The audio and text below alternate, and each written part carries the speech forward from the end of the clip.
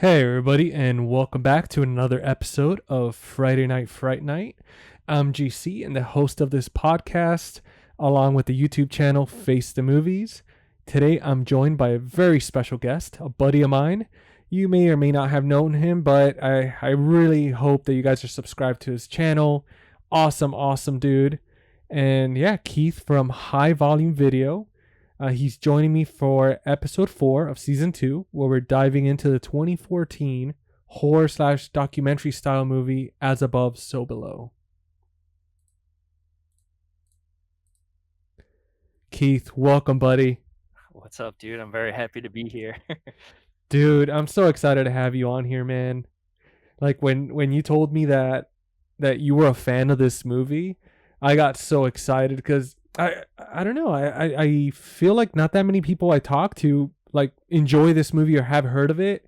And the ones that I have discussed it, they're kind of like, it's okay. It's a found footage type movie. I'm like, what are you talking about? Like, this movie's awesome. Yeah, this movie is great, dude. Highly underrated in my opinion, for sure. Dude, it's such a fun one. And I think it's one of those movies where you have to, you definitely have to watch more than once. Like, it's one of those, every time you watch it, it kind of unlocks like you go to the next level. You're like, oh crap, I missed this and I missed that, and that makes sense now. But yeah, dude, I'm excited to dive in.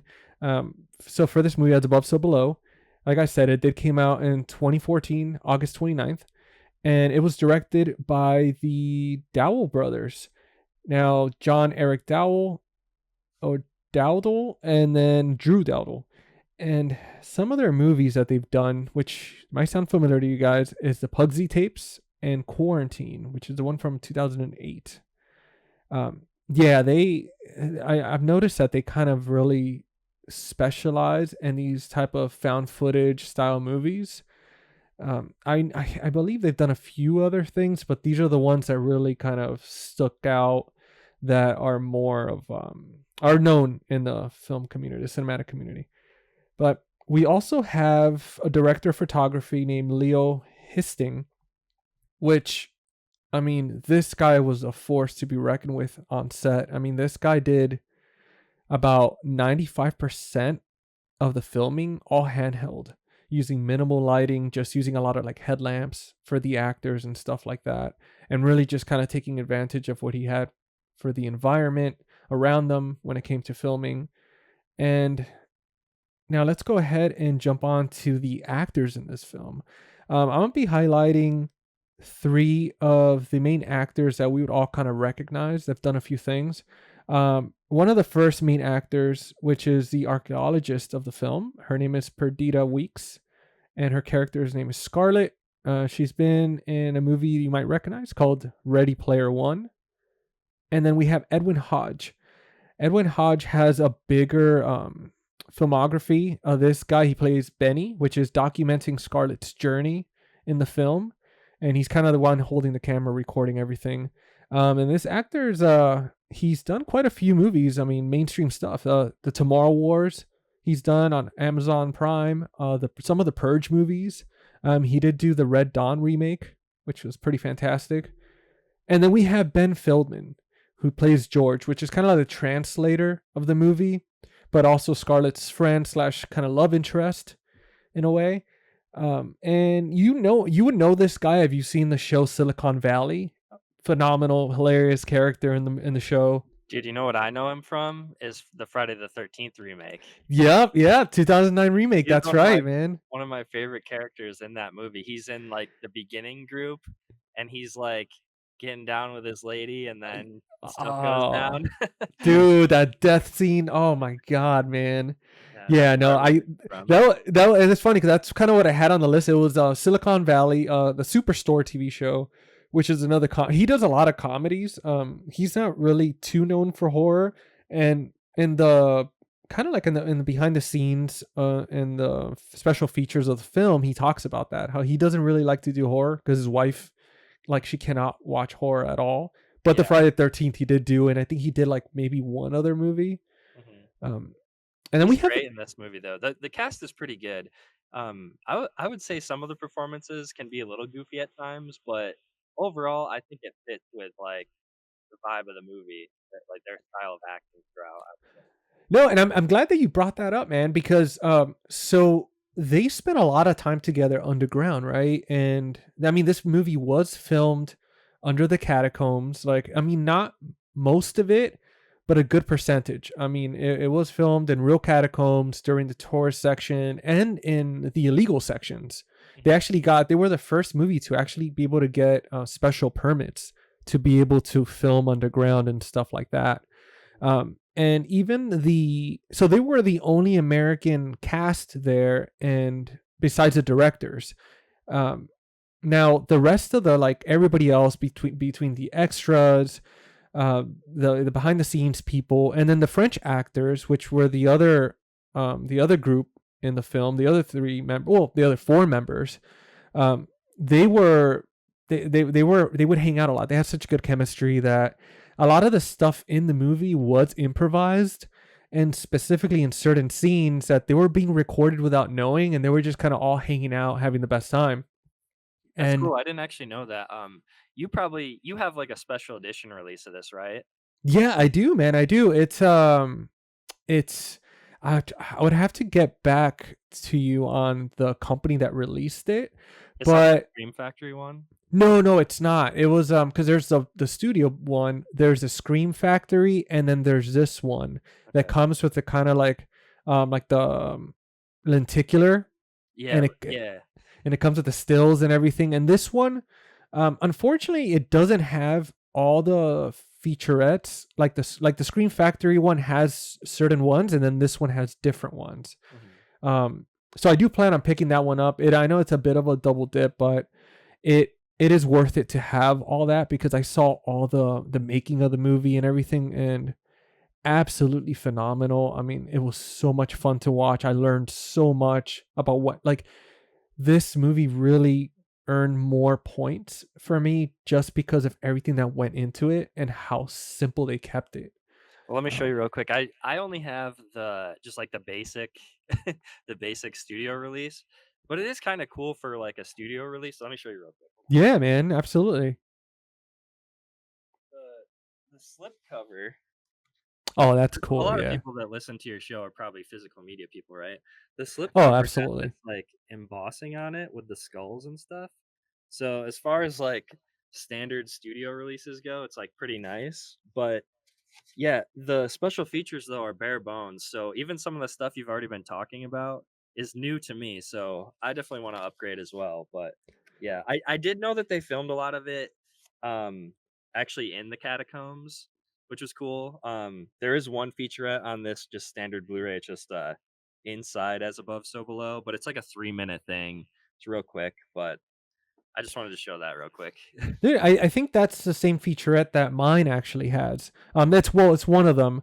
So that's kind of cool that they brought that on. Plus, they added the extra stuff. But I'll definitely send you the link to the one that I have. Because it's so beautiful, man. Such a nice like hard box and everything, and it came with the nice still photos, which I'll probably pull it up in a bit during the podcast and try to showcase it for the people watching.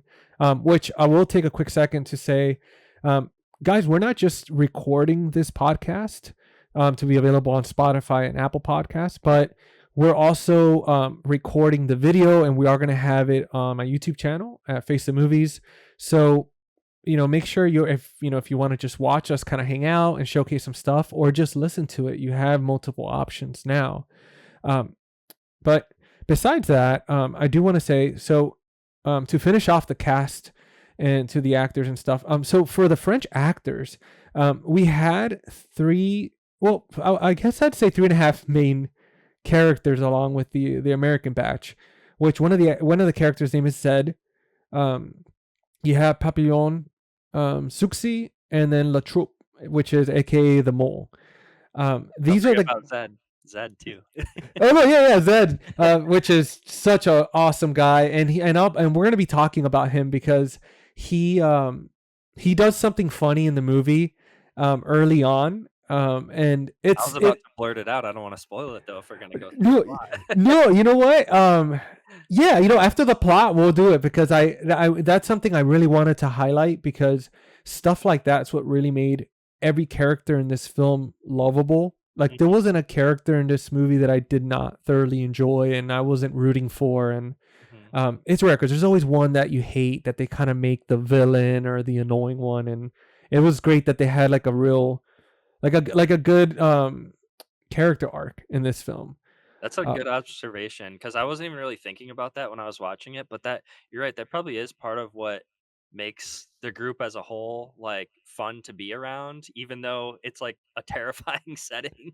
yeah, You're kinda joking around with each other and, like, I kinda got, like, vibes, at least from Scarlett and George, of, like, Brendan Fraser and Rachel Weisz in The Mummy, yeah. kind of, like, it's kinda like, they're not really treasure hunters, but, it's kinda like that. They're archaeologists and stuff like And that, so that's what the directors were actually aiming for with this film.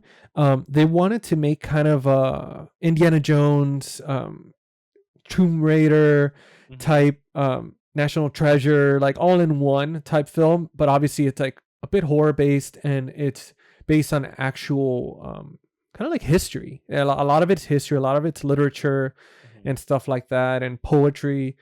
And yeah, man, it's just it's so phenomenal how they were able to get a movie where you feel like with any of these characters you would feel comfortable hanging out with them, like you're just watching them, you want to be in the group even though they're obviously going through what they're going through. And not to mention not one single character leaves the other one behind. Like they, even though three of them, well, two of them in the beginning, obviously, which we have George, and then we have Scarlett. They already knew each other. They have a history, so they're looking after each other, and taking care of Benji, which shows up, to record Scarlett. They didn't speak about their previous history, so it seems like they probably knew each other just a little bit, Mhm. but it was enough to create that bond. And then when they meet this ragtag group of, underground like tunnel dwellers, and just these kind of like hanging out, doing whatever they want, off the cuff guys, um, they just all mesh so well together. And it's just it's phenomenal how quickly they were able to, because of the fascination with history and treasure and all that stuff, they were able to become just good friends right away. Mhm. Obviously there was moments and stuff, um, but yeah, well, let's jump into the plot because I'm sure we've been teasing people, and they're like, whoever hasn't seen this film, they're like, "What is this about?" And whoever has seen it, they're probably like, "I don't really remember too much, so remind me." Um, but yeah, this is so we have archaeologist Scarlett Marlowe, again played by Perdita Weeks. She's devoted her whole life to finding one of history's greatest treasures, the Flamel's Philosopher's Stone. Uh, if you've read The Alchemist, which is written by Paulo Coelho, I hope I'm saying it right. But this book is extremely popular. I'm holding it up right now in front of the camera for the viewers at home and for the listeners. This book, it's known worldwide. I mean, it was. I remember when, I think it was back in 2015, I found out about it, and it was just like people were just talking about it left and right, giving recommendations of it. It has to do with alchemy and alchemist stone and all that, and a very uplifting book.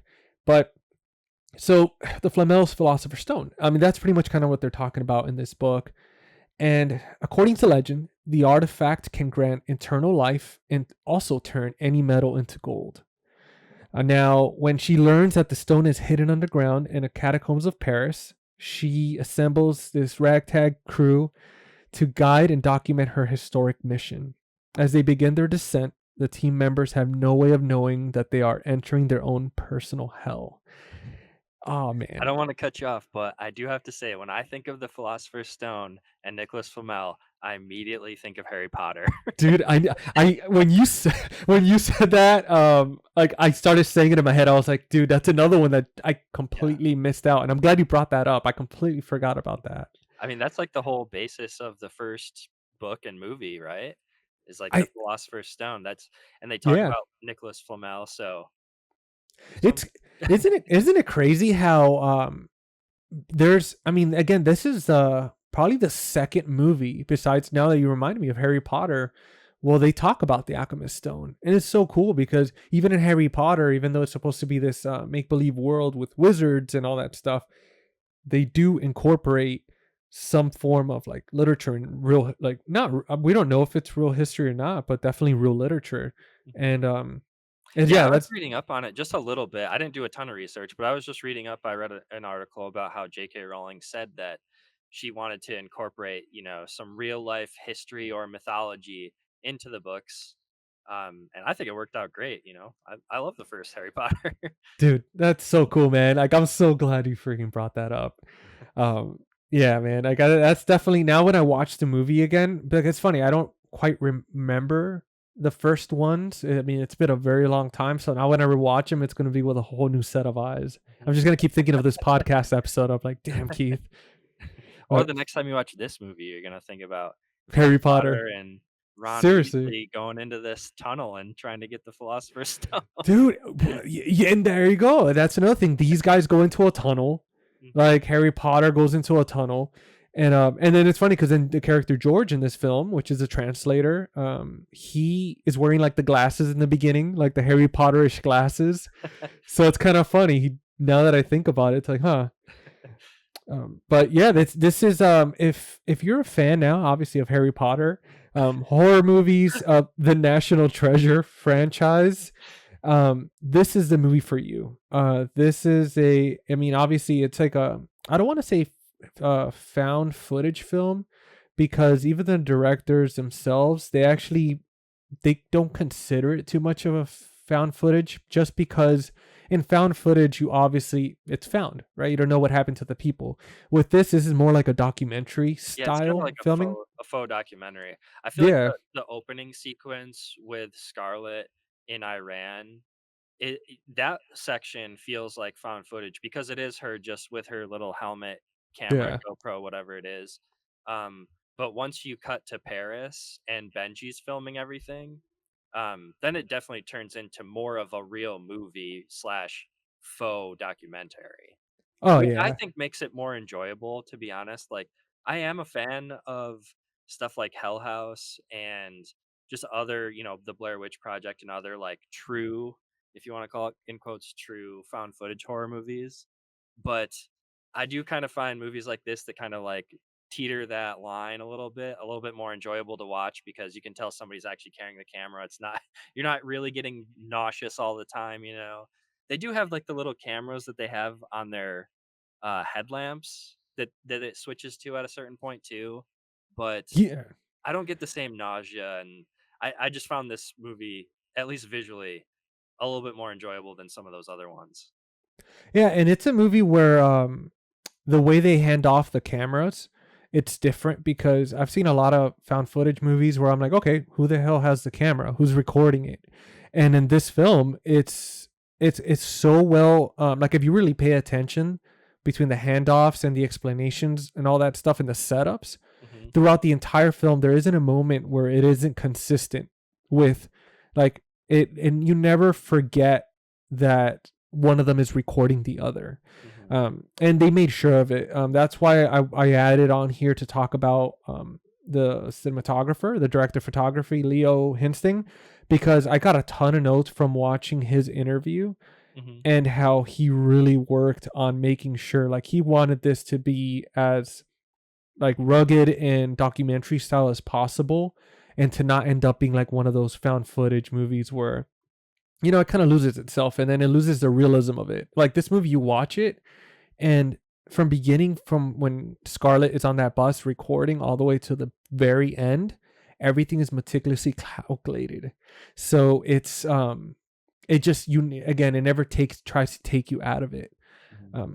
But yeah, if for anybody, again, that's a fan of that, or a fan of history, like real history, literature, things of that nature, highly recommend it. If you're a fan of the Divine Comedy, or Inferno, again, The Alchemist, Dante Alighieri, this is the movie for you. And if you've read any of those books or all of them, you'll definitely, I mean, you will appreciate this film so much, because it really not only just dives into that and borrows from it, but it just, it almost, like, it simplifies it, because these old poems and books, they're written in a way where it's like sometimes certain words are hard to understand because it was kind of the old language. But with this film, it really simplifies it, and it just takes away all, like, the thick stuff, the thick wording in the books, and yeah, it just sets it up. But I did want to talk about one thing that I do want to start with is the director of photography. So let's go ahead and take a look here. So the director of photography, he sorry guys, one second. I was just pulling up my notes. My Um bad. I threw you off with my comments. oh no, no worries, man. No worries at all. Let me actually see here. So the movie, again, like I mentioned earlier, it was filmed at 95% handheld with minimal lighting to make the environment look as real as possible. Now, having to be among the actors as an invisible character. Now, what does that mean? Um, so pretty much Leo, he had to be one of them, like one of the actors. He was completely invisible, just holding the camera the whole time, just him. And then they had these little pinhole cameras, like attached to The headlamps. the headlamps. Thank you, dude. Sorry. But yeah, so let's go back to the director of photography, Leo Hinsting. So like I mentioned, he was trying to get the movie 95% handheld with minimal lighting to make the environment look as real as possible. And it was so cool the extent that they went through, because one of the things that they like that he did was he actually put on the same outfit that the main actor Benji was wearing. So by doing that, he, like, again, like, you're looking at the camera, whenever he looks down with the camera, you're thinking it's the actor, playing Benji, but it was actually him, the director of photography. And it was really cool because he also throughout the movie he does change outfits, because obviously when certain people die, he has to, like, again, pretend that he's standing in their shoes. um, but some of the other things that he did was, um, there's a lot of improv, right? So he was allowed a lot of slack. I mean, this cinematographer, he was given so much freedom that he was able to do whatever he wanted with the camera. He could record at any moment. He was catching the actors off guard quite a lot. There was a lot of scenes that he was recording without them knowing that made it into the film. And one of those scenes, which we were talking about just a little bit earlier, it was Zed's character during when they're in the van before they go underground, and he'd start doing the Robert De Niro impression, which I love was, this, by the way. It's dude, like, he doesn't even really do much. He just kind of turns his head and he's like, "You fuck me, fuck yeah, me." yeah, I can't even do it. I and thought it that's was it. so funny too, though. What was his name? And the Papillon, he, like, looks over and he's like, "Yep, that's it." You get like 1 second of it. Yeah. And but it was great because that was all, like, them hanging out. That was not on the script. That was just them literally hanging out, and you see all their faces, like, actually laughing. And um I love that the cinematographer did that. um some of the This is so random. Sorry to cut you off again, no, but no worries. when I see that part, it makes me think of. Have you ever seen the movie Garden State? Dude, I have that movie and I haven't seen it since, like, VHS back in the day, so I don't even remember it, man. It's Never mind. Anyways, there's a character in the movie who he finds out that the main character is an actor, and he just, like, because Robert De Niro is like the only actor who he like knows of, he just makes this joke to him. He's like, "Fucking De Niro and shit, man," and he says it a couple times in the movie, I think. But that made me think of that when I was watching it this time. Dude, that's hilarious, man. I Now you make me want to rewatch it. I have it there, and I was like, man, it's been a long time. I probably saw it, like, a little after it came out. It's a good movie. Should definitely give it a shot. Zach Braff, right? Yep, yep. I Okay. think he wrote and directed that movie too, actually. Nice, dude. I didn't know that. I didn't even know that he like directed or anything like I could be wrong about that. I'm wrong about a lot of things, but that. Like 65% of the time, every time. yeah. Okay, But sorry. no, no worries, dude. Yeah, but I mean, it was cool because so he was able to improvise so much that actors, a lot of times when they got scared in the movie, those were extras that they didn't know were gonna appear. So that was like legit them getting the shit like scared out of them. Um, and yeah, the actors wouldn't always know when they were being filmed, and these jump scares really were like a lot of them were natural reactions. They did do a lot of long takes that were done, so instead of short ones, which actually during the interviews and stuff like that, they said it actually helped the camaraderie of bringing the actors together as friends and all that. And I could understand why, because when you're doing these long takes, you're really kind of feeding off each other, spending a lot of that time together instead of kind of doing like a line, saying cut, going to get a sandwich or something, but just hanging out. Um, and some other stuff here.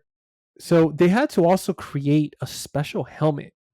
They didn't want to use GoPros and stuff like that because they could not control the exposure.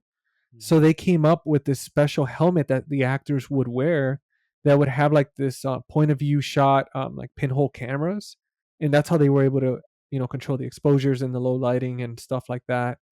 But one more thing from the cinematographer, I'm sorry, is that they did use Red Epic cameras for apparently it was to minimize like minimum movements and make it as realistic as possible. And for this particular camera, it's supposed to be pretty small. So when they were going through corridors and the tunnels and stuff, it was easy for them to run through because, um, dude, like, I mean, as you saw the movie, like those tunnels are very small at times. mhm. And the crew, it was very minimal.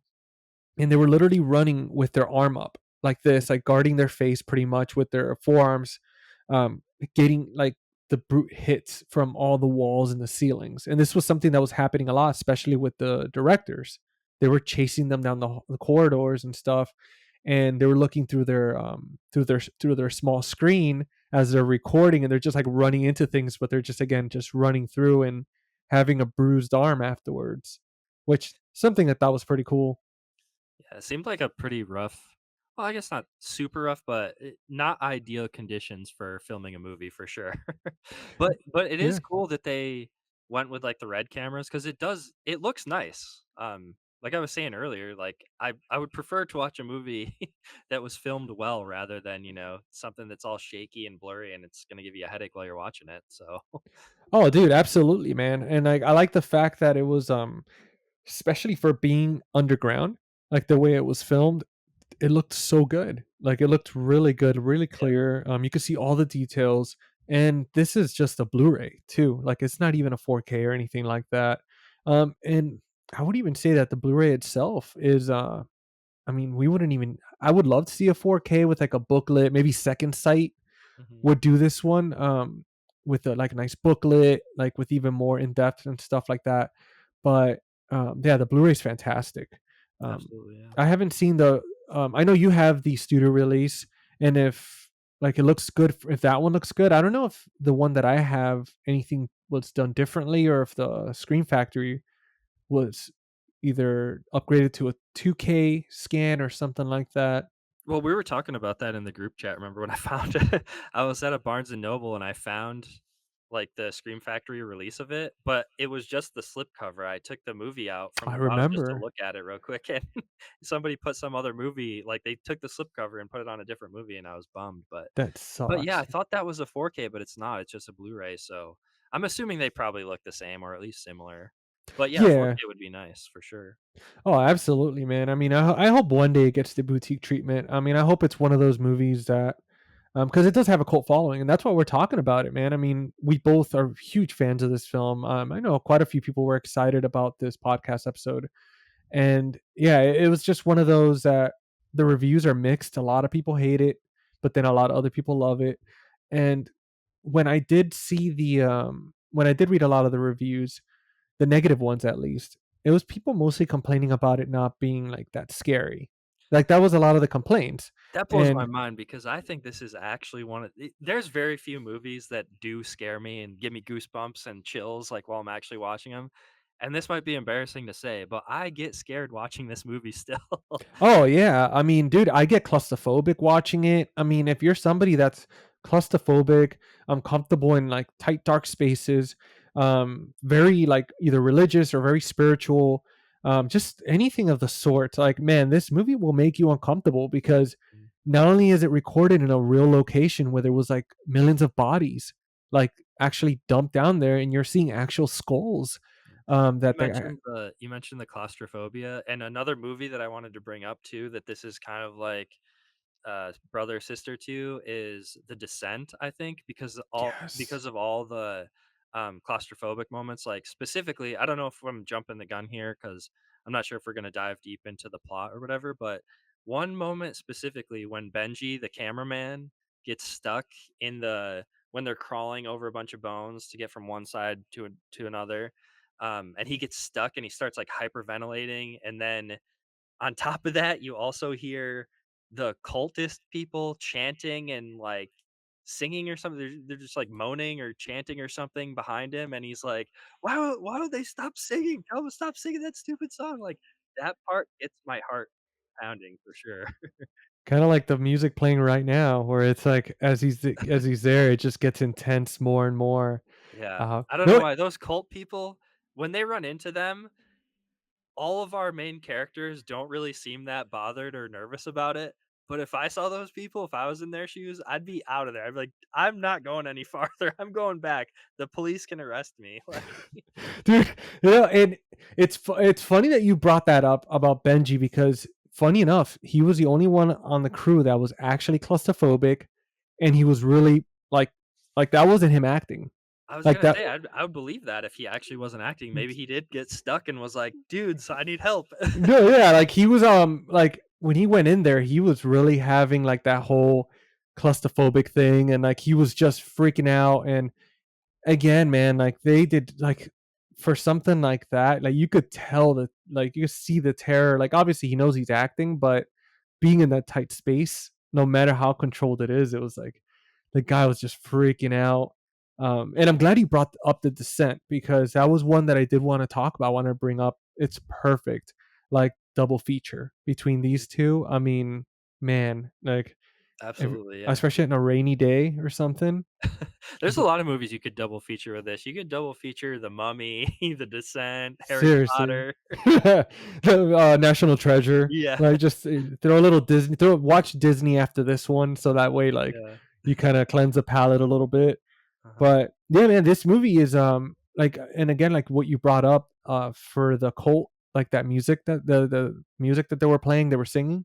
Mhm. Dude, it is so creepy, man. Oh, yeah. It's just like it really builds up and it really gets to you and you're kind of just there, man. And imagine underground, you're kind of lost and you know that you only have a certain amount of battery life. You only have a certain amount of food and water and the only entrance and exit that you have it's only one way. You have to crawl over like actual people's remains Mhm. and then you have these people just creepily just standing there in this like reddish light all Yeah. like painted and just being ominous and Yeah. I do um think it's so funny how, like I said, the main characters don't really seem that scared by the people other than Benji when he's stuck in that, the little crawl space or whatever, but I would have been out of there when I saw those people or heard them chanting for sure. oh dude, absolutely, man. I think that would have been the first indicator where it's like, yeah, I don't know about this guys. Let's come back when they're not here doing a Yep, sacrifice or something. exactly. um but it was cool because so this movie it I mean right from the beginning you start already kind of seeing signs of what's to come. And it goes like you're getting the hints, right? You're starting to see like I mean in the beginning with Scarlet, right? When she's in that cave in the very beginning and she's looking for what was pretty much like the Rosetta Stone of translating the ancient language. And she finally like she knows she has a contact which apparently was friends with her father And I guess like the main premise behind this is the fact that her father was chasing after the philosopher's stone, Mhm. right? And he ended up taking his own life. So he took his own life, and she kind of pursued that afterwards. And it became something where you see from the very beginning that it's like she literally says, and I have this on here because I thought it was very interesting. The penalty for trespassing is being buried up to your neck in sand, and then they put a rock wall pushed atop of you. Yeah, if she gets caught down there, that's Ex- what she says at ex- the beginning, yeah. exactly. And she was like, literally, like, they have to catch me first. Yeah. So you know right off the bat that her attitude going into it was just, I'm either gonna find it or die trying. Mhm. And she almost dies, like literally almost right in the very beginning, in the first, what, 15 minutes of the film. Mhm. And if Um, you wanna get nitpicky about the story at all, you could start nitpicking right away and say, "Well, why did she go to this place right before they were gonna blow it up?" It's a little silly, but it definitely yeah, adds to the tension. There's, like, a ticking clock immediately. The pace picks up right from the beginning. There's, like, a heavy motivation for her to get in and get out, and yeah, it's a cool opening. I like it. dude, yeah. I mean, that's one thing I did. If out of the entire film, that was the one thing that stuck out to me as kind of like, huh, like why did she wait? Um, I know from my understanding, I know it's a bit difficult to get to the area she was trying to get to, and it's, I mean, obviously it's pretty far. So I'm wondering if that's what it was. Like they just decided, they were like, hey, we're gonna, like, in within a month we're gonna destroy this place or something, and then she had to like deal with like getting a visa or transportation there, kind of like sneaking in. Because even when you see on the bus, she was like the only kind of not American, but because I know she was from the, I believe, the UK, from Europe, Mhm, but she definitely, you just see her kind of being very like sneaky about it. mhm. um and even when, and I can't remember the gentleman's name, but when she goes to see him there, Reza, I think his name is. Rise, yes, I I think, forget. yeah, Yeah, I think Reza. that's it. Yeah, even he tells her, he's like, "Hey, you're risking your life being here." Mhm. Um, but yeah, like, we start off this movie with a bang where it's like literally, no pun intended. She goes in these tunnels, and Riza, you said that was his name? I think his name's Reza, yeah. Reza. Yeah, Reza takes her down there, and takes her to this kind of like hieroglyphic type writing on a wall, realizes she has to break it down, and then that's where she finds that kind of Rosetta Stone, which is a statue of a bull, and it has all this writing on it. And that was pretty much what she was missing to be able to kind of take her on the next step. The one thing that her and obviously George, because there's like a little, like they explain it a little bit more into the movie, what happened to between her and George and why they weren't on speaking terms and all that. But yeah, she finds it, and then she flies out to find George, pretty much, because he's obviously the translator. She's worked with him before, and now she has the key to the puzzle of where to be able to find this alchemist stone, or at least, Very Tomb Raider-esque. yeah, seriously, it really is, man. It was very the whole time it was like a very serious national treasure. Like it just Yeah. one clue after another, and it was so satisfying It just to almost feels watch them. video gamey. It's like you have a checkpoint here or you have an objective that you have to get to, and that objective keeps moving. Yeah. Yeah, and there was a scene in this movie that the directors were actually talking about, where they got inspiration from Tomb Raider, Mhm, and I'm sure you know which one I'm talking about, like when we get to it. But mhm. yeah, I mean, and then we got George after that, that's being introduced, and his character is so interesting. I have to say that out of everybody's character in this film, I think George's character was, to me, like, I felt like out of any character I could relate to him the most, Yeah. because what he would do right in the film is he would go around fixing old, like ancient, like antique stuff. Like he was working on this old clock tower, like fixing the bell that hadn't worked for like 240 something years. And that's where he goes. He breaks into all these places and just fixes historical stuff, and that's it. And then he leaves. Yeah. Um, His and introduction is great, yeah, in the bell tower, and he says something like, "Oh, these people haven't heard the bell ring in 200 something years," or something, and yeah, he's like a He's a very moral person, it seems like. He's doing this out of the goodness of his own heart. Yeah, absolutely. Like he's trying to restore like history and preserve. Kind of like us, man, with physical media. We're here just preserving like art, you know. He's the Um, Indiana Jones of that, yeah. You're the Indiana Seriously, Jones of physical media. dude, seriously. No, seriously, man. Yeah, I love that. I'll take it. But yeah, we have George on here, and then that's where he kind of explains to. We have Benji as well already. He's been introduced as recording Scarlett and like kind of filming her journey through this whole this, doing this, documenting everything very meticulously. But yeah, then we have George explain how he's like, hey, you know, we were in Turkey, trying to find that lead to get them to this sort of Rosetta Stone that they're looking for, and they ended up in a Turkish prison, or as Scarlett would say, it was just a Turkish jail or something. Like it wasn't really a prison, but that's not what George was saying. But yeah, and then from there, it just kind of starts picking up. You know, these guys are going through.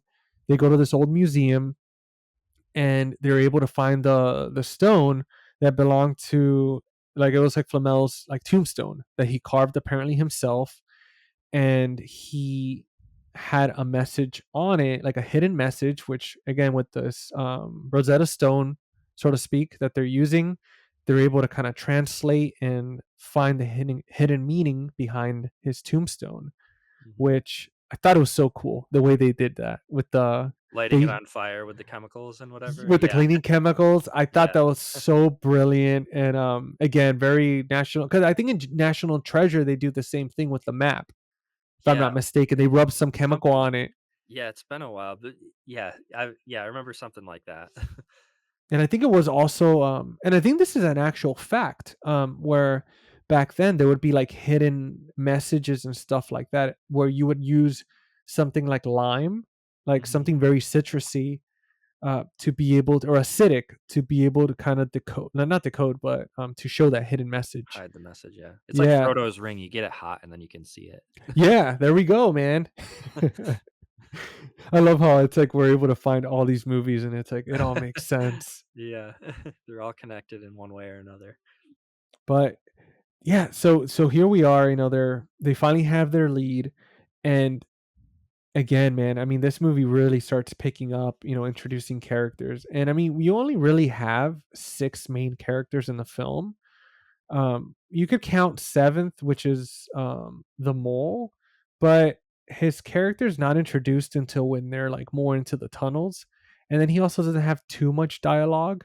Mhm. Like he He does. also, like, disappears and then comes back a couple times too, so Yeah, he's like off and on and stuff like that. But I mean, we do have our concrete characters, you know, again with the Scarlet, George, Benny. I was, oh my god, I think was it's it Benji. I think it's Benji? Benji. Oh, that's what it is. Okay, I was thinking, I was already confusing it with the Mummy. I was like Yeah. Benji, Benny. Yeah. But yeah, so we have them as the Americans again, and then we have Zed, Papillon, and Suxi. So then they're the other three. And that's going to make a lot more sense later on in the film.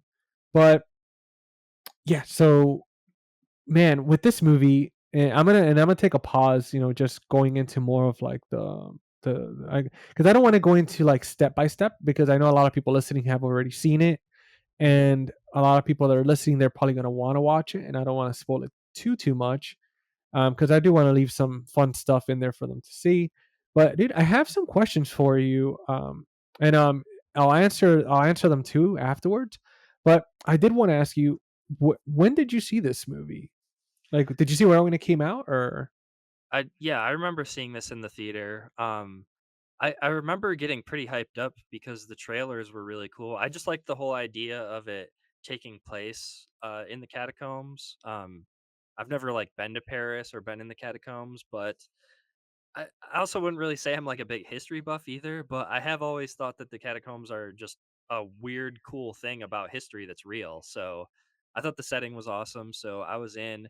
I remember my wife and I going to see it at the theater actually, and being scared and then going home. And yeah, when the Blu-ray came out, I remember being real excited to watch it again, and I picked it up, and I've watched it a couple more times since then. But yeah. Dude, that's awesome, man. Like, I didn't get to see it in theaters. I think I may have seen it on Netflix, so I Mhm. kind of missed out on that. But my projector arrives tomorrow, so I'm definitely rewatching it again. Oh, hell yeah. Dude, and again, you were such a massive inspiration for that. I know this is a little like side topic, but you like every time you post those like amazing photos, man, like you like especially when you have like the projector there, Mhm. I'm always so envious and like in a good way too. It's like it's like kind of damn, this dude's living the dream, man. He's watching it on the big screen at home, and I cannot wait to be able to Yeah. have that. Yeah, dude. Um, It's nice. It's not to be, like, braggy about it or anything, but it is pretty fucking sweet. I love it. dude, I mean, please, man. Like honestly, We're like, movie people, it's awesome, I love having the projector, and dude. it's a little bit different than watching a movie or TV or whatever you're watching on, like, a screen because the light is basically just bouncing off the screen rather than coming out of the screen at you, so I feel like it's, like, a little bit easier on my eyes and stuff too, so I would highly recommend anybody who has the space to do it, and to be honest, it's not that expensive, like, you can spend a lot more on an OLED or just like a regular big screen TV than I spent like $1,000 on my projector and I made the screen myself for like 30 bucks. So that's way less than people spend on OLEDs and big, nice, huge TVs. So Oh it's not yeah. actually as expensive as some people would probably think. Oh, absolutely, man. Like that's one of those things where um a lot of the like if you want like top tier TVs, you're looking at 2-3 grand. Hmm. And it's specifically on size. I mean, with the projector, it's like you could get up to certain projectors 300 inches. Hmm. I know the one I ordered goes up to 300. The screen that I do have is only 100 inch, Hmm. which for my space, it's more like it's already overkill. Yeah. But I'm like, you know what? Like in the future, though, like I'd be able to make my own screen. I mean, 300 inch. That's you need a pretty big wall. Yeah. um, but yeah, I'm looking forward to revisiting this movie. And you did answer already. So, because my next question was, what format did you watch it? When you just say already in theaters, and then you have the Blu-ray. Hmm. Um, besides like the uncomfortable part, right? The scary parts of it. What was your other like first thoughts behind, I guess, the plot, the stuff that went into the film as far as for like did you recognize like have you ever read Dante's Inferno or the Divine Comedy or anything like that? Did you recognize any of that stuff? I've never read those books, but there was a video game that came out actually. I'm trying to remember the name of it. I think it was called Dante's Inferno. It was like in the PS3, Xbox 360 era, and Oh, it's you played. Agony. Is that what it's called? I I think it's think. called Agony. Yeah, where it's like it has like this like demon figure on the front of the box, and it's like fire and Mm, stuff. I don't think that's No? it. I think it is. I'm pretty sure it's called Dante's Inferno. But anyways, it's kind of like this God of War esque game where you're going through the 7 or how many levels? 9 levels of hell or something, and it's based on what's the short story? Um, Um, are you the talking I'm the trying to remember. the Alchemist? No, it's not based on that. I'll have to. Sorry, I'm not remembering exactly what it's based on, but there's a famous book where it's about this guy who's going through the 7 or 9, however many levels of hell there are, to Oh yeah, rescue his wife or something, or his girlfriend or something. She's captured by the devil or something, and he goes down there to get her and bring her back. damn. You know what's funny? Now The that Divine Comedy, that's what it's based on. I just yeah, looked yeah, it up. yeah. The Divine. No, but it's interesting because now you just that exact premise is for that Robin Williams movie. Um, Yeah, What Dreams um, May Come. Is that what it's yes, called? Yeah. dude, and that's another one that I didn't even think about up until us talking now. Which another recommendation. Highly recommend that movie. Mm-hmm. It's pretty much the same thing where he goes through like the circles of hell to Mm-hmm. find her, and dude, yeah. Yeah, Oh my I definitely god. was thinking about that the first time I watched this too, because this movie came out, what, 2014, you said, I think it Yeah, was? I 2014. Yeah. I probably played that game maybe a couple years before that, and I was thinking about it. It's not really that similar, but just, going through the tunnels, and it does almost seem like they're going through different levels because they go through those, wells basically multiple times in the movie. So I was kinda thinking about that. Yeah, But yeah, I yeah. haven't read any of these books you're talking about, but yeah. And then Yeah, because that's the thing, man. Like when they were going through when they were going through these sections, the way each person died is pretty much like the different, like they didn't fully go through the whole like 9 circles of hell in the movie, but they tried to incorporate as much as possible from the Divine Comedy or from the Inferno. And the way some of them died, like the reason some of them died, well, they all died from different reasons, but each reason had to do with kind of the different layers of hell. Hmm. With like um, neglect, like for example, with Benji, the way he died because he would. I mean, they all died because they wouldn't accept the consequences. They wouldn't accept the actions that they took and who they hurt, and they wouldn't and take responsibility. They kept denying it.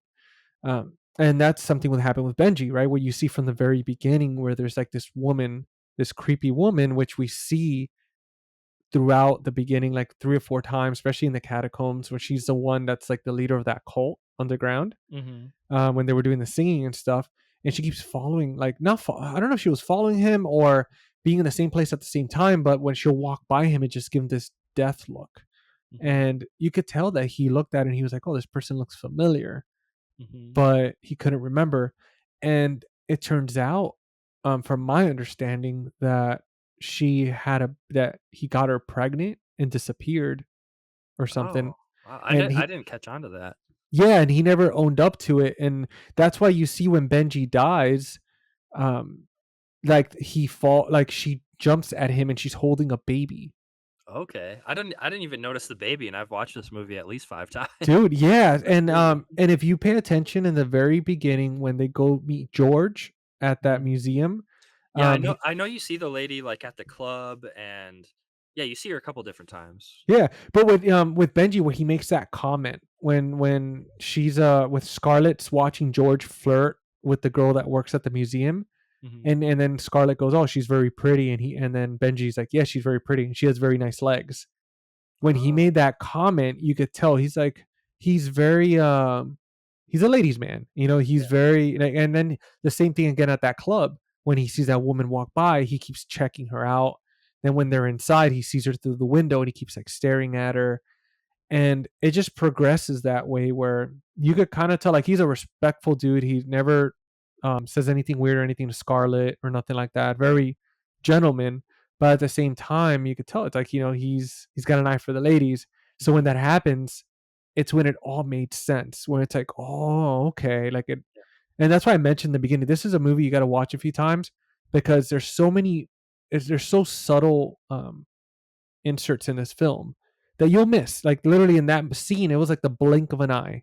Mhm. And Even with is it Pepion? Is that how you pronounce his name? Pepion? He's like the guide. Pepion, yeah, yeah, Yeah. Pepion, yeah, I liked how I don't know if I had noticed this or put the connected the dots the first time, but early on when you're first meeting his whole crew and they're in the van, there's like a really quick shot of his arm and there's like a burn on it, and then I think Benji goes and he asks Zed about it or something, and he's like, how did Pepion get that burn or whatever?" And then it just kind of goes away. They don't really touch on it again until something big happens with Pepion later on. I don't know if you want to spoil it because we're. Is it okay to spoil that part? Or dude, we talked absolutely. about Benji dying, so No, absolutely. I mean, we could get into the deaths and stuff. I mean, okay, again, like people listening to this, chances are they've already seen the film. yeah, And if they're not, I'm pretty sure they're gonna like want to watch it anyway after hearing this awesome breakdown of it. But okay, we'll spoil the shit out of it then. So, so when Pepion dies, basically they come into this room where they see a car burning on fire, and you're like, how the hell did this thing get down here? But at this point, a lot of other weird stuff has already happened, so I guess it's not that weird to them at this point. But he has an interaction with another person who's sitting in the car burning, um, and he doesn't come out right and say it, but I think you find out basically that it was Papillon's fault. Maybe he was driving the vehicle, um, and like you said, I think he dies because he doesn't own up to the fact that it was his fault. He says at one point, he's like, "Oh, it wasn't my fault. I didn't do this on purpose or something." And then he gets sucked into the car, basically, right? yeah, so that's exactly it, man. I mean, they don't, the whole point of it, of purgatory and all that stuff, is owning up to what you did, right? And they just, he refused to accept it. And it was interesting how, um for one, that shot, they really took that car into the Paris catacombs. That's That crazy. that was legit. Like, they put that car in there for that scene. Did they have to And take it apart? Was this in one of the special features you watched? so it was, but they didn't explain how they got it down there. And I that's would what I'm assume they would have had to take it apart and take it down piece by yeah. piece or something. Oh no, absolutely. And the cool thing is, it was a very small car, but yeah, to get something like that, they definitely would have to take it apart. The good thing is, it was just like a shell, so that'd be pretty straightforward. And that scene, that was real fire. That was real fire. The guy in that car, that was a real person. Like, they Wearing one really, of those, like, anti-flame suits or something? something, it was something like that. It was very controlled. And I wish they would have broke it down more. I'm wondering if the Scream Factory Blu-ray has more details. Mhm, But dude, like, the practical effects in this film, like, they tried to keep it as practical effects as possible. mhm, So, and that's something again that, for people that didn't like this movie, we were talking about earlier, how they were saying, "Oh, it's not that scary, this and that. It's another found footage movie."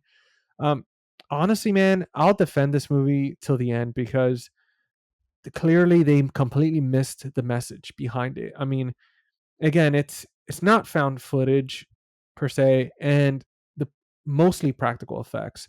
The cinematography, I mean, you start in the beginning where the camera moves from Scarlet, where she's recording herself, and then it transcends to, because she needs that camera, because when she finds the Rosetta Stone, she has to record the inscriptions and stuff, because, like, she can't take it with her. It's a massive 1,000 pound plus statue, in the tiny cave. mhm, So she's recording everything, like scanning everything, and then it moves to Benji, which is obviously documenting everything, and it just stays with Benji for quite some time, because, and if anybody knows someone that, that's a filmmaker or a documentary person, um, they know that they always have the camera rolling, like, they're always mhm, documenting everything and then edit later. But he's documenting everything all the way to the point where they get to the cave and they have the pinhole cameras, which I thought was perfectly explained, mhm, how you're able to see from their point of view. And even up to the point when Benji dies, the camera moves hands to Zed, which, it makes sense, because he picks up the camera because it has a massive light on it. And what mhm. do we know is that they're underground. They lost their packs throughout the movie. They're they only have a certain amount of battery. They only have 3 headlamps, and they don't know how long it's going to take to get out. So taking the camera with that light, which also has night vision and stuff like that, that could literally save their lives. Um, so I bring this up because all the way to the end, all the way to the last frame of the film, this camera, the it's always explained why the camera is always recording. Yeah. And dude, that, I mean, that deserves props on so many levels, to be able to pull that off, compared to these found footage films where they go from found footage to being recorded by Hollywood camera to back to found footage. And Yeah, some of um these found footage movies, you you start questioning after a certain point, like, "Why are they still filming right now? They're being tracked down by ghosts or something," like, "Why seriously, why in Hell House are they still recording when all this crazy shit's going on?" it's like everybody's dead, and it's like, what the hell? What camera is this? Yeah. But yeah, man. I mean, so, and I know I went a little bit of a rant there. It's just, I really wanted to defend that part, because I thought, especially after watching the interview with the cinematographer, I was like, this guy was just brilliant. The way he took charge of it, and very creative with what he did. Yeah, they Um, definitely thought it through for sure. It makes sense. yeah, man. But yeah, let's get back into some of the deaths, because we went from like something cool, like, oh, and the way they filmed it, to like, yeah, they're all dying. But yeah, let's jump on to. So we talked about Benji dying already, and then Papillon, which we just talked about. And I want to also touch on his death, because, dude, I thought it was so cool. Like, I thought it was so cool how he gets sucked into the car, and it's just like in the Divine Comedy, where people are just buried upside down with their feet out of the Oh, ground. yeah. Mhm. And dude, imagine how scary that must be. Like, Yeah, being I buried like that. I don't want to go out like that for sure. dude. But that was yeah, that one was a crazy one. And then you have Sutsi, Zuxi, if I'm saying that right, I hope I am. But like the way she dies, where with La Troupe, Brutal. well, La Troupe, aka the mole, just like bashes her head into that like concrete, into the limestone, and just completely destroyed her face. Um, Kind of like Brad Pitt in Once Upon a Time in Hollywood, bashing. Was it Mikey Madison's face? He bashes into the oh, I think so. Yeah, concrete yeah, face. yeah, That part reminded me of that movie.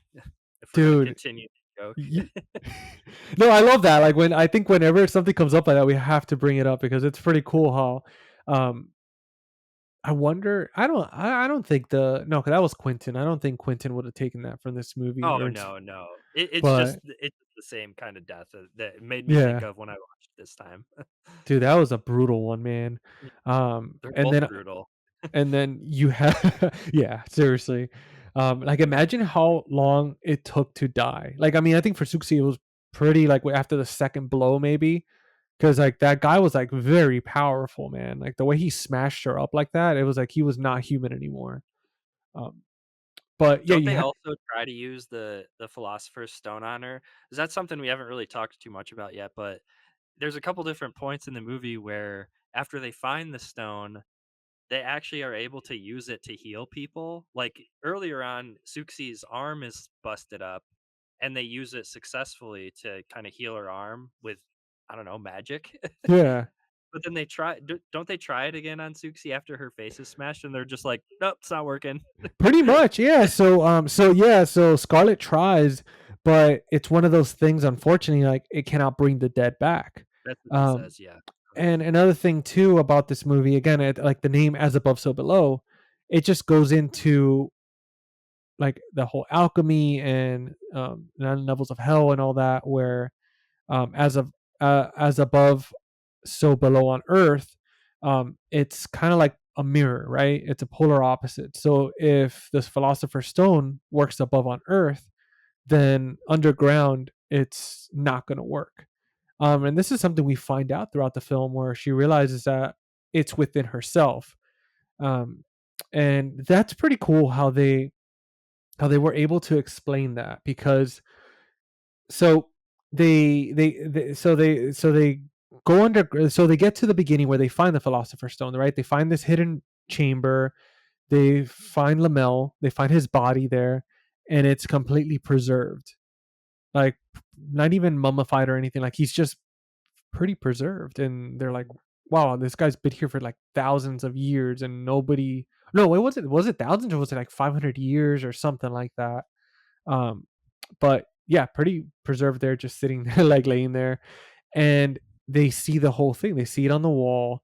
They see that there's like treasure, actual treasure there, that's kind of set up as a trap. And pretty much what leads them into the descent underground even more into the depths of hell is because Papillon and Suxi, they and Zed, they all try to go for the treasure, and it becomes too late. The room collapses, and that's where that descent starts, where they start having to go underground. And they quickly realize it's like, oh man, like we are, like we just went into the earth. Everything's kind of reversed now, and like the images on the walls are upside down. The tunnel that was behind them was all sealed off. Like there's no way of going back. The only way down is through. As a trope, the mole was letting them know. It's like, which in the book, the Divine Comedy, that's something that well, I want to see the name of the. I'm trying to check the name of the guy that in the book. I always forget his name, but he's pretty much leading Dante into. He's kind of like escorting him in through the layers of hell. And this gentleman, he's the it's like the mole pretty much in the movie. He's the one that kind of plays sort of this character where he's kind of like the tour guide of hell, so to Mhm. speak. Yeah. But yeah, he's the one that tells them, he's like, the only way out is through, which is facts. Like he wasn't trying to lead them into anything. Like he really was telling them, you have to go deeper to get out. Um, but yeah, we have that. We have these guys underground, and dude, like the next few deaths after Suitsi, and we move on to what was his name? Well, actually, no, I think that was I think I Suxi dies, and then Pepion, and then, to my surprise, Zed, George, and Scarlet, big spoiler here, they all make it out. they do, and that was something that was phenomenally done, man, because the directors actually wanted to change it. How usually there's always like one survivor or no survivors. They thought, what better way than to have three survivors? I loved Um, this choice too because I remember feeling in the theater being like, "Oh, this movie's like so dark. All these people are dying in all these like crazy ways." Like I thought for sure that maybe one of them would make it out. I definitely wasn't thinking three of them would make it out. But when the credits roll, I was like, "That's awesome. I'm so glad that like three of them made it out." I don't know why. I was like, "Oh, this is like as scary as this movie is throughout. It actually kind of ends on like as happy of a note as it can, I guess." oh, absolutely, That's because they atoned for their sins and they have a new lease on life. And another thing too, that there's like a little Easter egg. So during the entrance of hell, in the right corner, there's like a little star, mhm, the 6 point star, and that tells you right there, 6 point star, six people, only three survive and three die, because again, as above, so below. So right.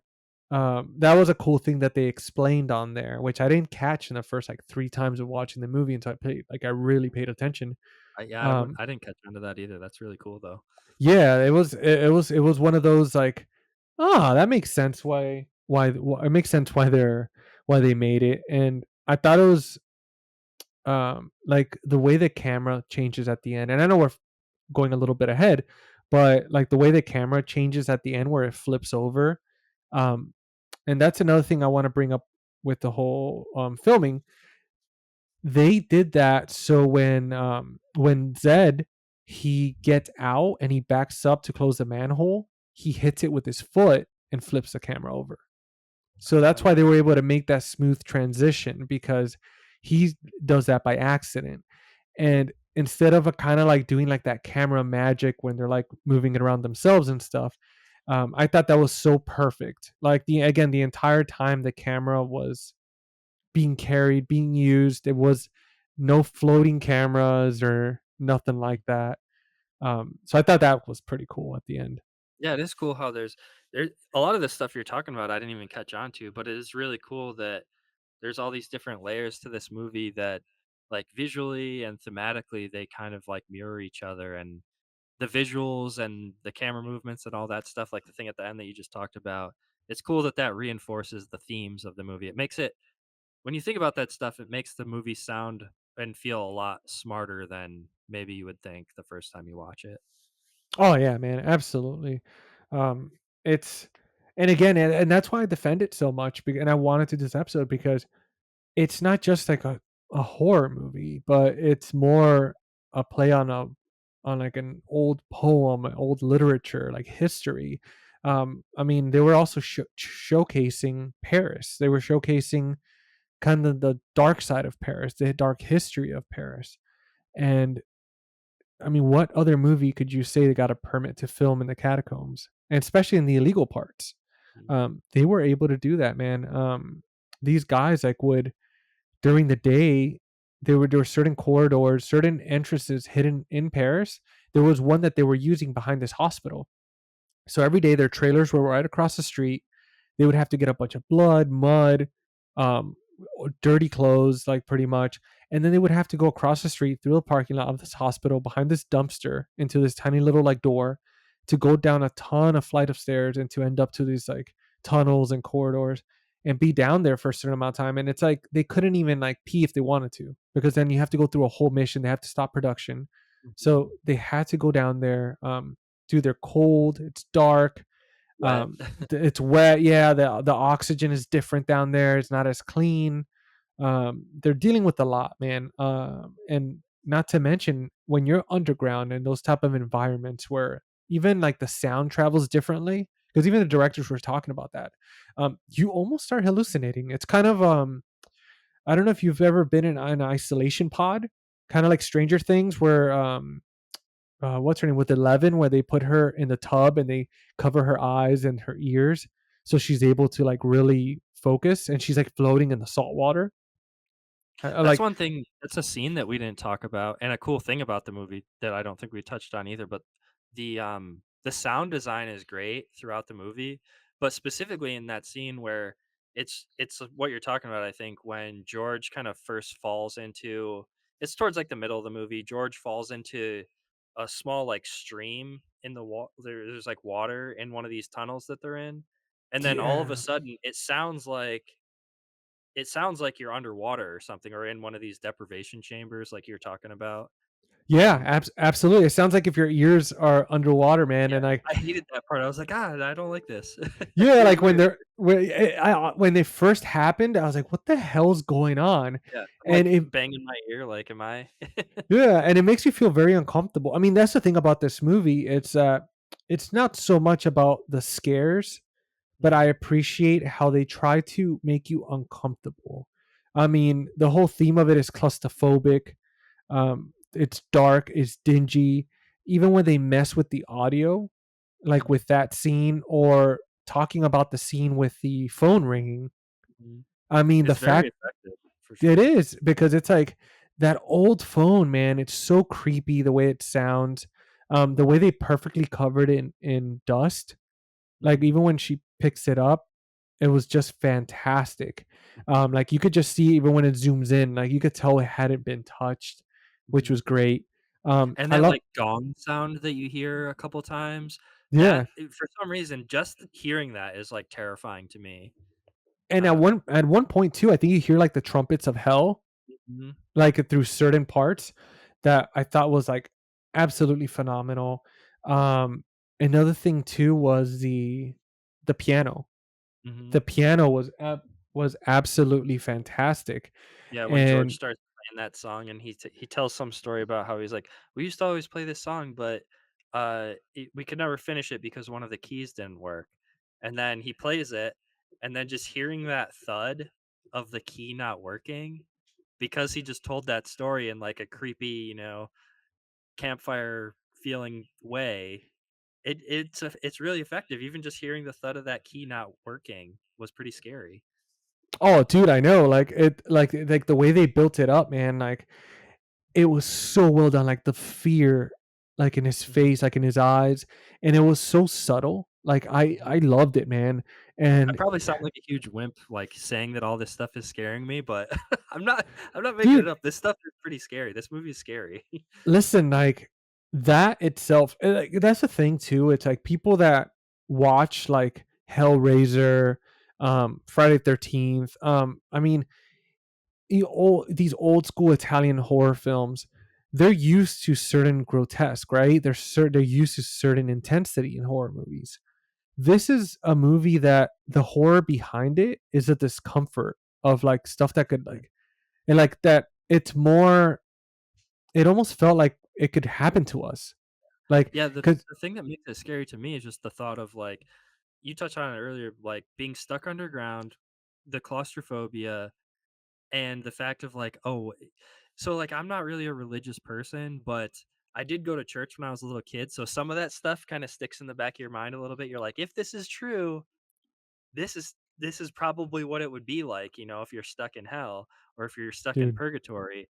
And even just having that one little thought of like, okay, if this is possible, if this is true, then this is probably what it would be like, and this would be awful. You're stuck down here, like your lights are going away, like your batteries are dying, you have no food, no dude. water, and this is just what you have to look forward to.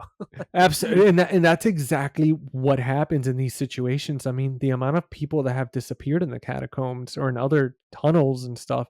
I mean, dude, just imagine you run out of batteries. That's it. Like you could have all the water and food. Yeah, That you would don't just, even you don't even need the religious stuff. You don't even really need the whole hell aspect of it. That's why The Descent was so scary to me, was yeah, the all the claustrophobic stuff, not even like the creatures really, like just the thought of being stuck underground and not being able to find your way out and starving to death, or losing the light and not being able to see while you're starving to death, that's one of the worst ways you could go out, in my opinion.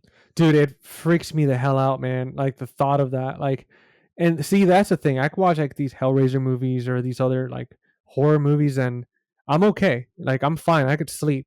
But this will keep me up at night. Just Yeah. thinking, man, like if I ran out of batteries, if I had food and water, I'd still just prolong my suffering of being here in the dark, not knowing like when I'm gonna die. And then it's like, or if I'm gonna ever be rescued, which chances are, if you're going down there, the cops don't go to the catacombs. Like that's Mhm. the thing about that they don't go down there for safety reasons and stuff. So like actually even in the making of this film, I was watching an interview with the actor there that plays George, and he was talking about how at a certain point, which I think I've heard this before a long time ago, there was an actual theater, like a little movie theater. Somebody had a projector and everything. They figured out a way to rig electricity from the Mhm. streets on the ground, and they had like a little movie theater, and there was even like a little bar in the catacombs. Mhm. But they weren't able to go to that section because of for safety reasons or something. They weren't able to go. I think because of either it was shut down eventually by the cops, but due to the fear of collapsing, or maybe it was like flooded out or something, because that could happen sometimes with heavy rains. But Can I ask yeah, you a question? yeah, of course, dude. I don't know if we're close to wrapping up or whatnot. We can keep going. I'm down to keep going, but I did just want to ask you. So, if you ever find yourself in Paris, would you go into the catacombs on just like a guided tour? Because I don't know if I actually would. Dude, that is on my bucket list. Absolutely, like an absolute dream come true for me. Just because I love that, like that's why I geek out in a lot of these like videos that we do, like live streams and stuff, or when it has to do with something, because I've said it before, anything that has to do with like close to history or real life, I Hmm. geek out about, and that's always been something on the top of my list. I mean, I love the Paris. I love the history behind it. Hmm. I love the movie Midnight in Paris. Like it's one of my top favorite movies. And yeah, dude, like that's I've always wanted to go to the catacombs and check that out. Just the feeling of it, being down there, the history of it. Um, I mean, dude, you're breathing this air that down there, that like seeing things that has not been above ground in hundreds of years. Well, you're a stronger man than me because I don't know if I would do I mean, it. I'm definitely not like, if I start seeing like a cult singing, or if I start like hearing weird things or seeing weird things, I'm definitely avoiding going any Yeah. further. But I obviously I know I wouldn't be able to get into the illegal side. Uh-huh. It would only the tour side, but that's good enough for me, man. I mean, honestly, just being able to be where they like, if I could be there and take pictures of where they filmed certain scenes, Hmm. that would be so freaking cool. That'd be cool. Uh, but yeah, man. What? So you okay? So that answers the question too. Yeah, yeah. You probably there's. So is it 100% chance you wouldn't go, or I don't know. If my wife called me a wimp, maybe I would do it. okay? There we go. We'll have to get her. We'll have to get a hold of her and be like, hey, please call him a wimp so we could take him to Paris to the Yeah. catacombs, dude. But yeah. So that was. I know we touched on pretty much all the deaths in the film. We touched a lot about like the filming behind it, that some of those creepy aspects, like those hints. um Definitely the piano was one of them that just unnerving. I mean, I think the actor that played George, he absolutely killed that scene. And then the same thing with the phone, with Scarlett's dad calling. Hmm. That scene was creepy as hell.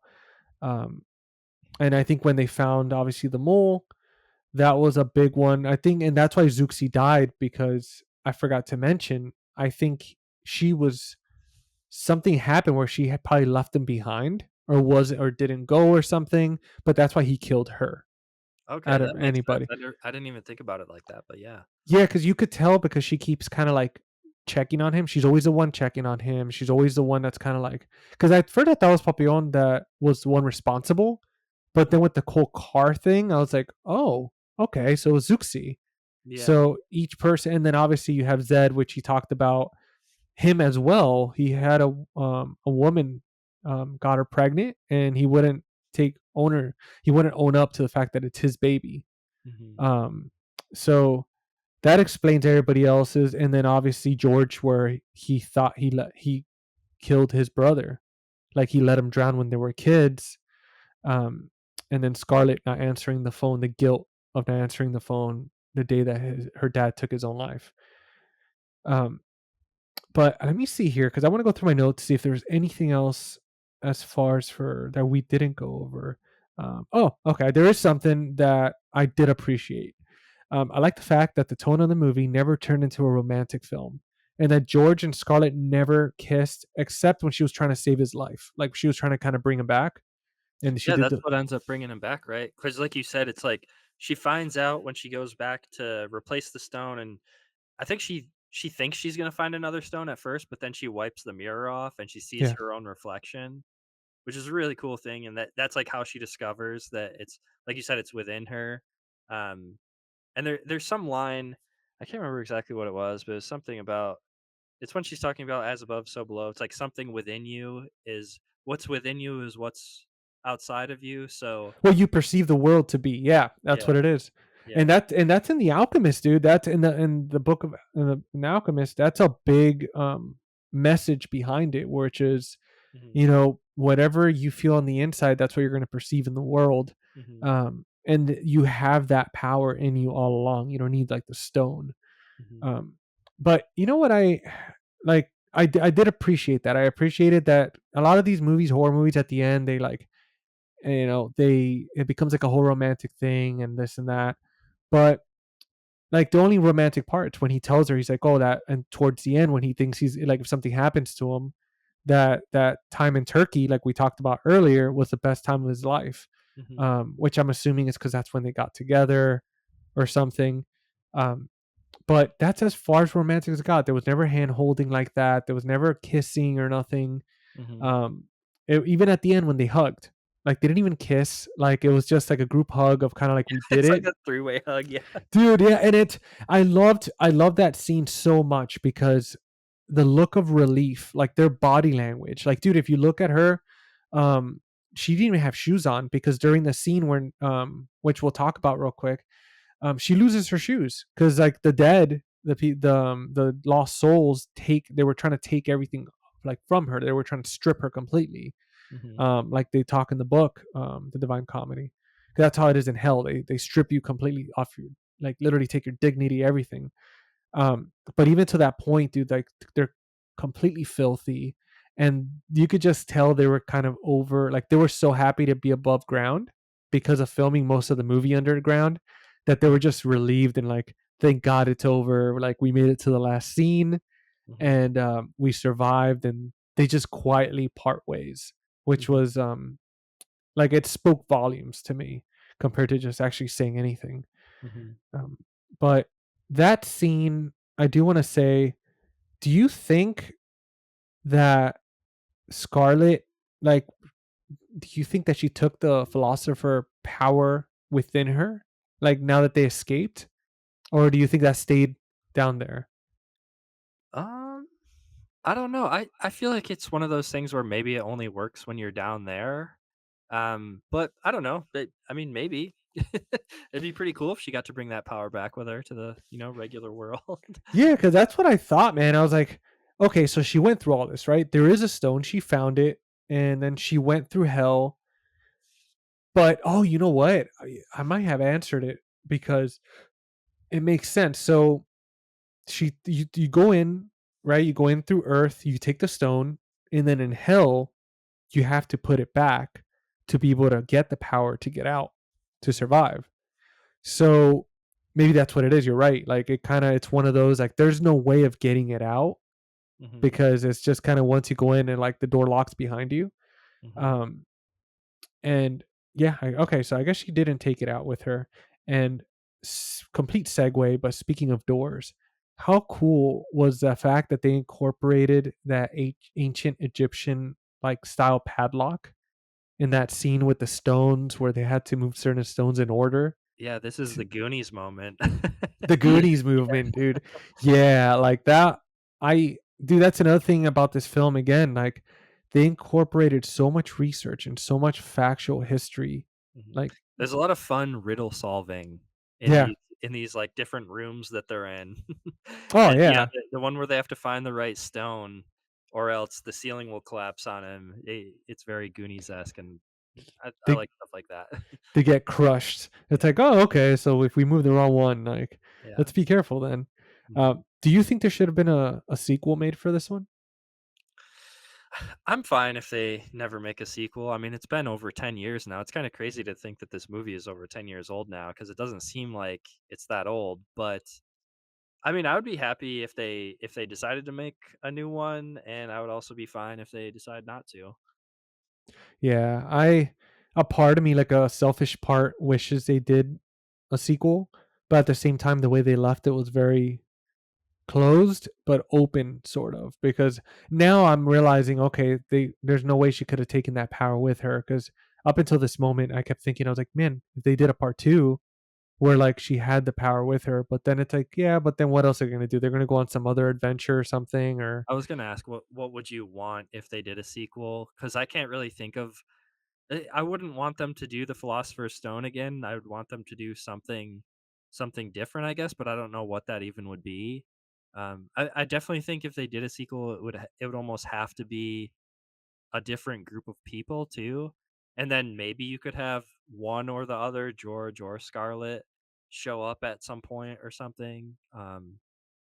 yeah. Yeah. I wonder if you know what? I wonder too if they did do a sequel, they could go a whole different direction where they could, because I mean they still had the headlamps like with them, right? The three of them. So there's still some memory cards in there. So there is footage. Hmm. Which again they had the big camera that recorded everything the Hmm. entire time. So the way I would do it is they have the footage and they're in a situation where she could go to the media kind of thing where it's like she writes a book on it. It's like I finally solved it, I figured it out, and there is, the gates of hell. There's a tunnel that takes you to the gates of hell. Hmm. And they could go into this whole thing where like these people hear her story and they decide that they want to go down there too to find it. Dude, Um, that's a really good idea, actually, and that's reminding me of another movie. Have you ever seen Grave Encounters and Grave Encounters 2? I have not. I almost picked it up during a Vinegar Syndrome sale. It's a Um, similar thing. So, this isn't really spoiling either movie, but just real quick. So the way that the second movie starts off is the first movie is like uploaded to YouTube or some like secret like video website or something where these college students who are film school, they see it and then they want to go and like make a documentary about what they saw in like the found footage from the first movie. So that's like a really cool way to do a sequel to a found footage movie or something like this where like you're saying, yeah, it's just like a different group of people see the footage and then they get interested in it and they're like, "Okay, we want to go down into the catacombs," or in Grave Encounters, it's they want to go to this insane asylum that's closed down, but same idea. Dude, that would be awesome, man. I feel like that would make a lot of sense. Not to mention, Scarlett would be a big advocate against it. Like she would write this stuff, but she would not disclose like where it's located. She would just say, "I found it. Here's some footage," but Mhm. not show like the entrance or anything because she doesn't want the same fate to happen to someone. Mhm. And then like these people could kind of like figure out like the location Mhm. based on kind of like certain like the footage was showing certain streets on the ground and stuff, and then they kind of get themselves in that situation where they go missing, and then somehow it's like Scarlett and George, like, which I would hope after all that they're still together, so they kind of bring them as a team, Mhm. or maybe they just bring Scarlett. Something happens where maybe George is somewhere or something, Mhm. and because obviously we knew from the beginning he didn't want to go down there, like it just freaks him out. But maybe she goes down there to look for these people with a crew or something, and then because obviously Zed's not coming back. You could see at the end like the guy was like, yep, I'm done with the catacombs. Yeah. But yeah, she comes back to look for them, and maybe, I mean, even though she's already redeemed, I don't expect any complications for her. Mhm. But then like who knows, maybe George needs to come down too to help her or something, or they go together. um but I think that would be a good starting point, like Yeah, to try to get that sequel. Um, I think that's a cool idea. I'd watch that movie. Dude, absolutely, man. I mean, you know what? I'm gonna message the directors, like, and I'm just gonna ask them, like, hey, like, I'm gonna see if they even respond. That'll be awesome, Shoot your shot, man. dude. I'm like, hey, have you guys even thought about a sequel? And I'm just gonna like pitch it. I'm just gonna send it to them, be like, would you ever consider this? This makes sense, and just see, man. That would be phenomenal if they even like responded Yeah. to a guy with like 100 and something I did wanna subscribers. say too, I don't know if we're wrapping up now either, but, you mentioned a couple of the other movies by those are they brothers? I didn't look Yeah, yeah, they're for it. brothers. Yeah, they did the Bugsy tapes, and then they did the Quarantine Yeah, movie. I was gonna say, I've seen both of those. The Poughkeepsie tapes, I think is how it's Poughkeepsie, spelled. yeah. Poughkeepsie? I remember back in high school, one of my friends telling me about that movie, and him just telling me about it scared me, and then I watched it, like, I don't know, 10 years later or something, and that movie is one of the scariest, found footage movies, so if you haven't seen the Poughkeepsie tapes, I don't know why that's so hard for me to say. If you haven't seen that movie is really good. And Quarantine's pretty good too. I remember seeing Quarantine and liking it. It's been a long time since I've seen either of those, but I liked both of them. I know Quarantine, I think, was a remake to Record, right? Wreck, Like the right? Spanish Yeah. horror one. Oh. I've actually I never seen Wreck. neither have I. Almost bought the box set from that was on sale. I think it was from Shout. They probably still have it on sale on Amazon, but I thought about buying it because I do speak Spanish. So I was like, oh, cool. I don't need the subtitles. I could just watch it. And I did see a few scenes, and I was like, damn, it looks pretty intense. I think Jordan in the group chat was saying that those are good movies. Uh, Either him or Frank, I can't remember. Somebody was saying those were good movies. or Chris, I Or it could think. have been any of Yeah, them, yeah. I'm sure yeah. they've At all this been point, good, yeah. dude, and I wanted to bring up real quick. I finally got so the guy that led Dante through the nine circles of hell. His name was Virgil, and I just wanted to say that because it was driving me crazy, and I wanted to make sure it was Virgil. And La Trope, aka the mole in the movie, he kind of plays that Virgil character. Mhm, yep. But dude, I'm trying to see. I think that's pretty much it for the film. I mean, it's a pretty much open and shut case. I mean, again, we have somebody looking for the Philosopher's Stone. They find it. They end up in the nine circles of hell, and then obviously six go in, three come out, Mhm, and yeah, this phenomenal film. Again, highly recommend it. If you're not familiar with any of the books we mentioned, like the Inferno, like Dante's Inferno, the Divine Comedy, or even Paulo Coelho or something. I know it's a Portuguese name, so it's hard for me to say it, but um, The Alchemist. mhm, If you're familiar with any of these books or not, highly recommend checking them out, watching the movie, even if you haven't. Watch it a few times and give it a good chance because it's like the history's there, the work and the love that was put into this film. I mean, extraordinary, and a lot of those reactions were real in the film. Most of it, again, it's 95% handheld, so they're not really trying to trick you with any Hollywood stuff. They're not trying to use a bunch of CGI or anything. I mean, what you see is kind of what you get for the most part. mhm. And yeah, dude. Do you have any closing thoughts on the film? No, just that I really like this movie, and I think it's one of the scarier movies. Even though, like I said at the beginning, I do think that sometimes the acting can be a little goofy, but I think it works, and I definitely think there's a lot of stuff about this movie that I find terrifying, like the claustrophobia stuff. And Yeah, like I said, if you if you have any sort of like religious beliefs at all, I think this movie's probably pretty scary for you too. Even me, not being religious now at this point in my life, just the thought of that in the back of my head, like, that makes this movie pretty scary in my opinion. And dude. it also I like we talked about it before, but I love how this movie ends too on kind of like a more positive note because a lot of movies like this just kind of end on a downer, and it almost those movies are almost hard to like rewatch. This movie I can rewatch and have a good time with each time I rewatch it. Even though I get really scared, I still by the end of it it's happy and I feel good about watching it.